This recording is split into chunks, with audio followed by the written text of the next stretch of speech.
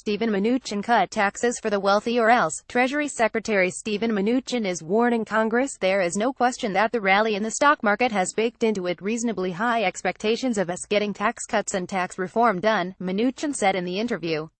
To the extent we get the tax deal done, the stock market will go up higher. But there is no question in my mind that if we don't get it done, you're going to see a reversal of a significant amount of these gains. Let's be clear, when Mnuchin says the stock market relies on tax cuts and tax reform, he means rich people. The top 20% of the people pay 95% of the taxes. The top 10% of the people pay 81% of the taxes, he said. So when you're cutting taxes across the board, it's very hard not to give tax cuts to the wealthy with tax cuts to the middle class. The math, given how much you're collecting, is just hard to do. And what percent of the wealth do the top 20% of the people have? Around 89% as of a couple years ago, and growing. Seems like they have it to spare. It's almost like when he says it's very hard not to give taxes to the wealthy, he means I have spent so much time enriching the already rich that I have trouble not coming up with more ways to do it.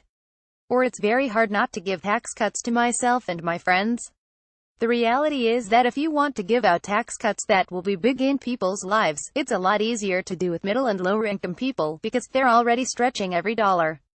Mnuchin also defended eliminating the estate tax, even though estates of up to $11 million per couple are already shielded from the levy. The estate tax is somewhat of an economic issue and somewhat of a philosophical issue, he said. People pay taxes once. Why should people have to pay taxes again when they die?